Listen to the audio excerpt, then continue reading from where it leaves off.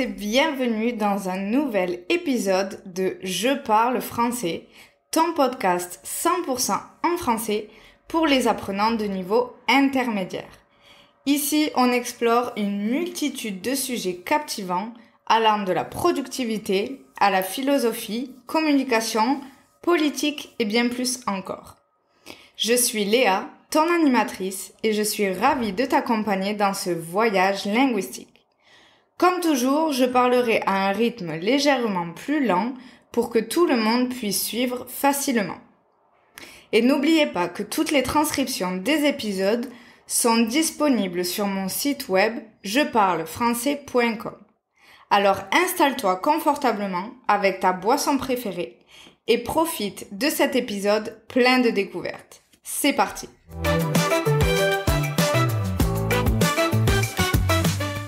Ok, aujourd'hui, je vais vous parler de mon opération qui s'est passée il y a 2 semaines. Donc, si vous avez suivi un peu les épisodes précédents, vous savez que je me suis blessée. J'ai déchiré mes ligaments croisés du genou gauche en dansant, en faisant une performance. Et donc, il y a 2 semaines, j'ai enfin passé l'étape de l'opération pour reconstruire mes ligaments. Donc, comment ça s'est passé? Je suis partie vers environ 7h du matin à la clinique et j'ai été très très bien reçue. Les infirmières m'ont emmenée dans une salle de repos pour que je puisse me changer, c'est-à-dire remplacer mes vêtements par une blouse d'opération. Et ensuite, elles m'ont fait une transfusion intraveineuse, c'est-à-dire elles m'ont mis une petite aiguille dans la veine du bras pour pouvoir plus tard recevoir l'anesthésie générale. L'anesthésie générale, c'est quand on vous met un produit dans le corps afin que vous tombiez dans un sommeil artificiel pour pouvoir procéder à l'opération qui est douloureuse, sans anesthésie. Donc ensuite, on m'a emmenée dans le bloc opératoire, c'est-à-dire la salle d'opération, et il y avait une dizaine de chirurgiens, docteurs, infirmières, tout ce monde pour moi. J'étais très surprise, mais je me sentais plutôt à l'aise. Donc on m'a allongée et on m'a mis un masque respiratoire, car je ne savais pas, mais pendant les anesthésies générales, il est possible que ton corps ne sache plus respirer par lui-même. Donc on met un masque respiratoire afin que tu meurs pas en fait et que tu continues à respirer. Je me suis allongée sur la table d'opération et le docteur était très sympathique, très gentil avec moi et m'a demandé si c'était ma première opération, auquel j'ai répondu que oui. Et il m'a dit, nous allons maintenant vous injecter l'anesthésie, ça va brûler un petit peu, mais vous allez voir, vous pouvez fermer les yeux et hop, j'étais déjà en train de dormir. Donc l'opération a duré environ 1 heure et lorsque je me suis réveillée, j'étais dans la salle de repos et je me sentais très très bien. L'anesthésie générale est une chose que je n'avais jamais essayé avant. Je n'ai jamais eu d'opération avant. Et j'avoue que tu es dans une sensation super super chill au réveil. Pas de stress. J'étais à moitié endormie et je me sentais vraiment super bien. Donc de là, le chirurgien est venu me voir pour me dire que tout s'était super bien passé et qu'ils ne m'ont pas fait une seule opération, mais 2, car j'avais un autre ligament sur le côté du genou qui était en train de se déchirer. Donc ils ont décidé de reconstruire ce ligament aussi. Donc comment ça se passe ? Ils m'ont en fait retiré un morceau de tendon du pied, de la cheville. La cheville, c'est cette partie entre le mollet et le pied. Et ils m'ont donc remplacé le ligament sur le côté du genou par un tendon qu'ils ont pris à la cheville. Ensuite, pour le ligament croisé, ils m'ont pris un autre ligament qui est derrière la cuisse. La cuisse, c'est la plus grosse partie de ta jambe où il y a le quadriceps. Et ils m'ont donc remplacé le ligament croisé par ce ligament. Après ça, le chirurgien m'a donc demandé si je souhaitais rentrer chez moi tout de suite. Et j'étais plutôt positive parce que je ne sentais absolument rien. Donc, je lui ai en fait dit que oui, j'aimerais rentrer chez moi, mais que je voudrais avoir son avis. De là, le chirurgien m'a dit que si mon assurance prenait en compte une nuit à la clinique, il serait préférable pour moi que je reste dormir à l'hôpital. Donc, comme en général je suis l'avis des médecins, car je ne suis pas médecin et je ne sais pas vraiment quelles sont les conséquences après une opération, j'ai donc décidé d'accepter et de rester une nuit à la clinique. Donc, on m'a transférée dans une chambre de la clinique, une super chambre, vraiment quelque chose d'incroyable, avec une super vue sur les bâtiments de Berlin. Bon, autant vous dire que j'avais une super chambre parce que c'était une clinique privée et pas publique. Donc je ne sais pas vraiment comment c'est dans le public. Et on m'a servi à manger et une autre patiente qui venait aussi de se faire opérer du genou, du ménisque, est aussi rentrée dans la chambre. Elle était super sympa et c'était sa 3e opération du genou. Donc à la clinique, je me sentais vraiment super à l'aise, super bien. Petit à petit, l'anesthésie commençait à perdre son effet et je commençais à sentir un peu la douleur. J'avais une poche qui était pleine de sang. Donc le sang, c'est ce liquide rouge que nous avons dans le corps, qui était connecté à mon genou. Et j'avais un énorme bandage et une attelle. Une attelle, c'est cette chose qui maintient la jambe pour éviter de plier la jambe, car je ne pouvais pas plier la jambe après l'opération. À un moment donné, j'avais besoin d'aller aux toilettes. Et donc, j'ai appelé un infirmier qui est venu.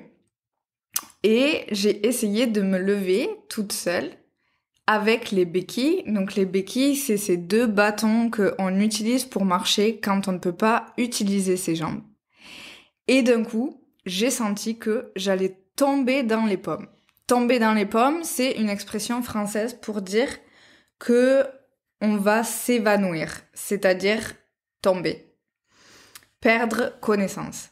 J'ai donc dit à l'infirmier « Oh là là là là, je ne me sens vraiment pas bien » et il me tenait pour que je ne tombe pas, car le problème est que si je tombe, je risque de me fracturer encore les ligaments.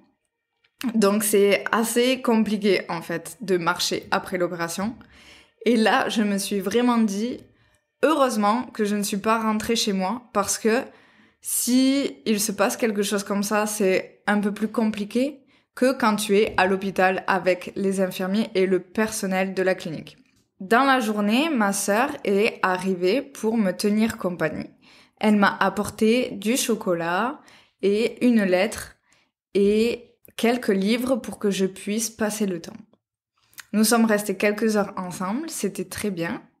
Puis le soir, mon physio est venu. Donc le physio, c'est la personne qui t'aide à te donner des exercices de réhabilitation. Et il est super sympa. Et il est donc venu directement à la clinique pour commencer déjà des exercices de renforcement musculaire. C'est en fait très particulier car après l'opération, mon quadriceps était devenu totalement inapte à bouger. Je n'avais plus de connexion entre mon cerveau et les ligaments et les muscles pour actionner ma jambe. C'est comme si ma jambe était totalement morte. Donc, afin de ne pas perdre de masse musculaire et de mobilité, il faut commencer directement la réhabilitation et faire des exercices de renforcement du quadriceps pour pouvoir recommencer à marcher et mettre du poids sur la jambe. Donc il est venu pendant 1 heure et nous avons fait quelques exercices. J'étais vraiment morte. Je n'avais pas d'énergie. Mais j'étais très contente qu'il puisse venir. Et le soir, j'ai 3 amis qui sont venus aussi me faire la surprise de passer me voir pour me faire coucou. Donc j'étais vraiment très heureuse de voir que des personnes pensaient à moi et prennent le temps de se déplacer pour venir m'encourager et me dire que tout va bien se passer. Le lendemain, je pouvais donc rentrer chez moi. Donc, un ami de la gym qui a une voiture est venu me récupérer. Alors, avant ça, je devais sortir de la clinique par moi-même. Et alors, c'était assez bizarre parce que d'un coup, il n'y avait plus du tout d'infirmière dans la clinique. Donc, j'ai pu partir un peu comme une voleuse et il y avait un ascenseur et en fait, cet ascenseur ne donnait pas du tout sur la sortie où je devais aller et je me suis perdue dans les bâtiments et j'ai commencé un peu à stresser parce que si je tombe à ce moment-là et qu'il n'y a personne, je peux m'évanouir, je peux tomber dans les pommes, mais aussi je peux me faire mal à la jambe et il se peut que je n'arrive pas à me relever. Donc, j'étais assez stressée de me perdre ou de rester bloquée dans un ascenseur. Bref, au final, j'ai trouvé une personne à qui j'ai dit que j'étais complètement perdue et elle a compris que je venais de sortir de l'opération, donc elle m'a conduite à la sortie principale où je devais aller. Je suis passée au bureau du centre médical pour qu'il puisse me donner tous les autres rendez-vous pour après l'opération. Donc, enlever les points et voir le chirurgien, le docteur, etc. De là, mon ami est venu me chercher et m'a raccompagnée chez moi où m'attendait ma sœur. Et voilà, à partir de ce moment-là, la réhabilitation a commencé. Donc, 3 ou 4 fois par semaine, mon physiothérapeute vient chez moi pour me donner des exercices de renforcement musculaire. C'est des exercices super simples comme des petits squats ou des mouvements pour plier la jambe. Ce sont des exercices très simples, mais comme je n'arrive pas vraiment à plier ni à tendre la jambe, je marche un peu comme un robot. Donc il est très important de faire ces exercices 3 voire 4 fois par jour et ça me prend beaucoup de temps. Et c'est aussi incroyable toute l'énergie que requiert, que me demande ma jambe. Car faire un petit exercice très simple, qui normalement ne te coûte absolument rien, me demande extrêmement d'énergie et je suis vraiment très fatiguée tout le temps, mentalement et physiquement. Mais grâce à tous ces exercices, après 1 semaine, donc 1 semaine après l'opération, j'ai pu finalement commencer à marcher sans les béquilles et à pouvoir sortir de chez moi. Et ça, c'est un soulagement incroyable de pouvoir sortir de chez soi. Et maintenant, je continue la réhabilitation qui va durer environ 3-4 mois, je pense, de voir le physio chaque semaine. Puis, les docteurs m'ont dit que je pourrais recommencer à danser dans environ 9 mois. Donc, c'est aussi quelque chose d'assez compliqué pour moi en tant que danseuse aussi, de accepter et d'être OK avec le fait que pendant presque 1 an, je ne vais pas pouvoir danser, ni courir, ni sauter, ni faire des choses assez dynamiques. Les seuls sports qui me sont conseillés sont des choses assez tranquilles comme faire du yoga ou de la marche.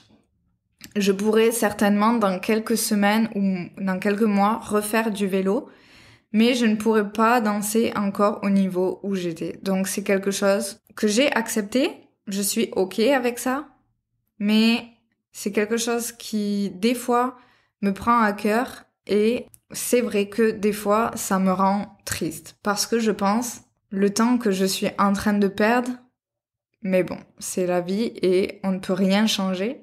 Je pense que de cette blessure, je vais aussi en tirer quelque chose de bon, j'espère, en apprendre quelque chose pour le futur. Et surtout, j'espère que cette opération et cette blessure puissent me rendre plus forte qu'avant. Et voilà, c'est tout pour cet épisode assez court aujourd'hui sur mon opération de mon genou. J'espère que cet épisode t'a plu et que tu as appris plein de nouveaux vocabulaires. N'oublie pas de consulter les transcriptions sur jeparlefrançais.com et de revenir pour le prochain épisode. Continue à pratiquer et à profiter de la belle langue française.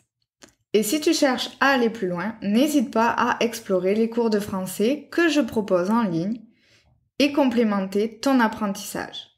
Toutes les informations sont sur mon site web jeparlefrançais.com. Alors à très bientôt et merci de ton écoute. Ciao ciao!